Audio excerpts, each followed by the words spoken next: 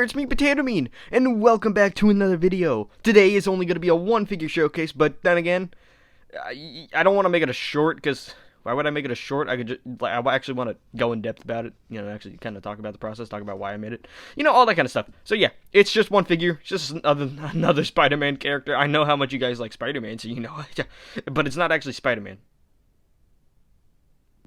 Alright, so you're probably wondering, who is it? Actually, no, you're not wondering who it is, because it's in the thumbnail. It's Paul. Yeah. This is stupid, huh? You might be asking, why did you make a god-awful character from the god-awful run of Zeb Wells' Spider-Man? Because I thought he was goofy. Like, here's the thing. I don't think you understand how funny it is that Spider-Man, this guy right here, Spider-Man, a superhero, a dude who literally, like, a person who saves people from a giant rhinoceros. No, not a giant rhinoceros, just a dude in a rhinoceros suit, a person in a bird suit, a dude who shoots electricity, a psychopath, all that kind of stuff. Yet none of them could hurt him as much as Paul. You wanna know what Paul did? He cucked him. He cucked Spider-Man. That's what he did. For a little bit of context, Mary Jane and Peter got sent to a different universe where there's only one man alive, and that's Paul.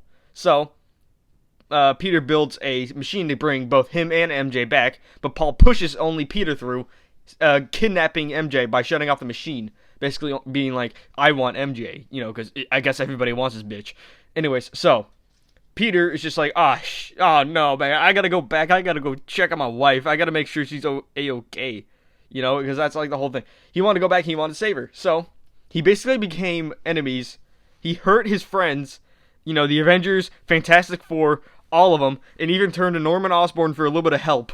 And guess what? When he got back and finally found Mary Jane, it's been years by this point because time in Paul's universe, works differently.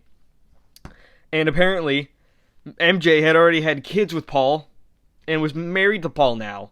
And that's the dumbest way they could have ended, Spider-Man and MJ's relationship, because I think in, like, the earlier comic run, like the one before this, I'm pretty sure MJ and Peter got married too, so like they just ended the marriage this way, I guess. And it has just been downhill for Spider-Man.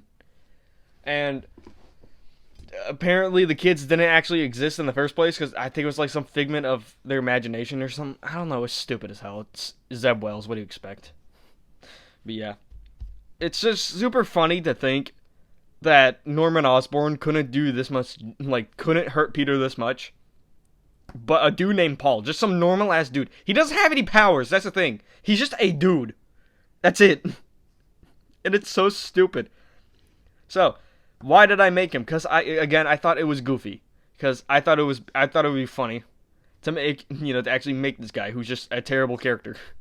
So yeah. And plus, I guess it kind of goes good with my comic Spidey. So, there's that. But, I don't know. So, let's actually get into the figure. So, the hairpiece is actually just like one of those Widow Peak hairpieces that you see, like, used on every character, like Evil Strange and just a whole bunch of other characters, Moff Gideon. So, yeah. I just kind of, like, sanded the Widow Peak a little bit, kind of, like, curve it a little bit, just so it's not, like, peeking down, because he doesn't actually have that kind of hair. I'd actually thought about using the, what is it? It's like the ponytail piece that came on, Zombie Strange. But, just cut off the ponytail and just paint it black. But I did that, and I thought it looked a little odd, so I just decided to, go with this hairpiece. But then the face, I actually painted the face. The only part I did not paint was actually the eyes, like just the eyes themselves. The glasses I painted, and this is actually like a second attempt at a head. I don't know where the first one is. It's just somewhere on my desk. But yeah. Moving on to the torso. The torso is actually just a normal standard torso, which this is not a separate jacket piece, believe it or not. I actually just decided to pull like an LM9. Because if you know LM9, he actually, take his Walter White, for example. He decided to sculpt the jacket instead of actually, painting it. Or, like, making a separate piece. And that makes sense, considering that, both characters, like Paul and Walter White in this case, don't really take off the jackets. Well, I mean, he changed his clothes, just, I went with this version where he doesn't take it off, I guess. I don't know. But yeah. I think it's meant to be a button-up. I can't tell. There's, like, that tiny little button that I saw in, like, one panel. And I think that was, like, the only button he had. Like, I didn't see any other buttons. So I don't know how this, little jacket thing works.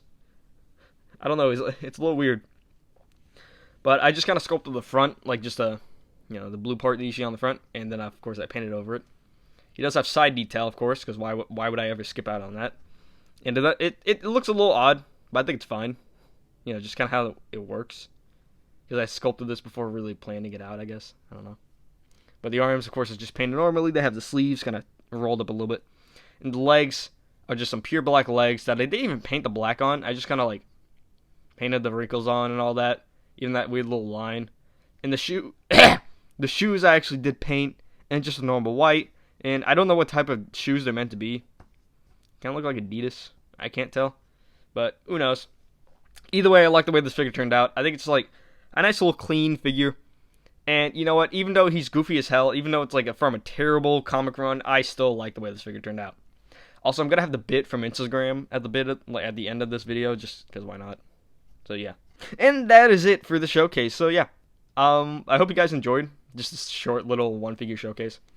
I have like, I don't know when, like, what sequence of videos this is coming out in. Because I have the spots. You know, both of them, like the two remakes of the spot. So, excuse me. Oh, I'm filming this in like the same day. I'm about to film the spot one, so I don't know which one I'm gonna release first. I'm probably gonna do the spot first, but we'll just have to see. Anyways, that's about it. Goodbye. Woo. MJ, please don't, please, MJ, please. Dude, he also got my MJ. How? We're from a different universe. Imagine getting cuffed by a dude named Paul. When?